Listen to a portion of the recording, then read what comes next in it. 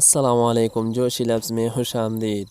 حضرت ابراہیم بن ادہم رحمہ اللہ جو اپنے زمانے میں ایک بڑے بادشاہ تھے، ایک بار ان کا دربار لگا ہوا تھا۔ سارے ارکان دولت، وزیر لوگ موجود ہیں اور بہت سارے دوسرے لوگ بھی بیٹھے ہوئے ہیں۔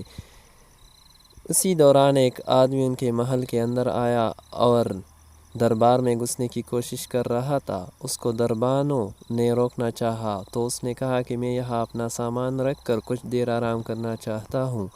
دربانوں نے اس سے کہا کہ تو بھی وقوف ہے، پاگل ہے، تجھے معلوم نہیں کہ یہ بادشاہ کا دربار ہے، محل ہے؟ اس نے کہا کہ دربار ہے، میں تو سمجھتا ہوں کہ یہ تو سرائے ہے، مسافر خانہ ہے، اس لیے میں کچھ دیر یہاں رکنا اور آرام کرنا چاہتا ہوں۔ یہ حجت و بحث ہو رہی تھی کہ بادشاہ کی نظر اس پر پڑ گئی۔ ابراہیم بن ادہم نے حکم دیا کہ کیا بحث ہو رہی ہے، اس کو بلا کر لاؤ۔ اب اس آدمی کو پکڑ کر بادشاہ کے سامنے پیش کیا گیا اور بتایا گیا کہ یہ آدمی محل میں آرام کرنا چاہتا ہے اور کہتا ہے کہ یہ سرائے و مسافر خانہ ہے۔ بادشاہ نے اس سے مخاطب ہو کر پوچھا کہ کیا قصہ ہے؟ تو اس آدمی نے کہا کہ یہ سرائے ہے، اس میں میرا بھی حق ہے جیسا کہ آپ کا حق ہے۔ آپ یہاں رہ سکتے ہیں تو میں کیوں نہیں رہ سکتا؟ میں مسافر ہوں، آرام کرنا چاہتا ہوں۔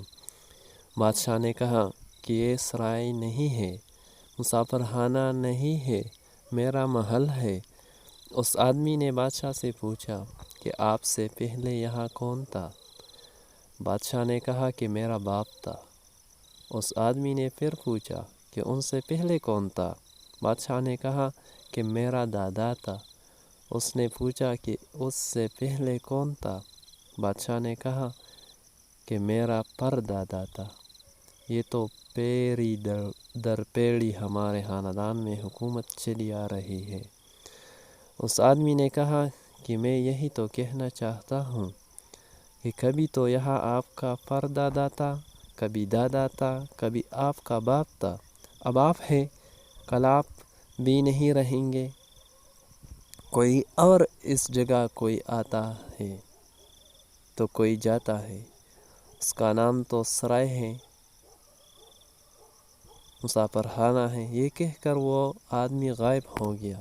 یہ دراصل اللہ کا فرشتہ تھا جو بادشاہ کی اصلاح کے لیے بھیجا گیا تھا۔ اب بادشاہ پریشان ہو گیا، اس کی باتوں پر غور کرنے لگا کہ واقعی یہ دنیا ہے، مجھ سے بھی چھوٹ جائے گی، جیسے میرے باپ سے چھوٹ گئی، جیسے میرے دادا سے چھوٹ گئی۔ سب چھوڑ کر چلے گئے، کیسے بادشاہ آئے مگر سب چھوڑ کر چلے گئے، ایسے ہی ایک دن میں بھی چھوڑ کر چلا جاؤں گا۔ اب جو رات ہوئی تو یہ باتیں سوچ سوچ کر بادشاہ کو نیند نہیں آئی۔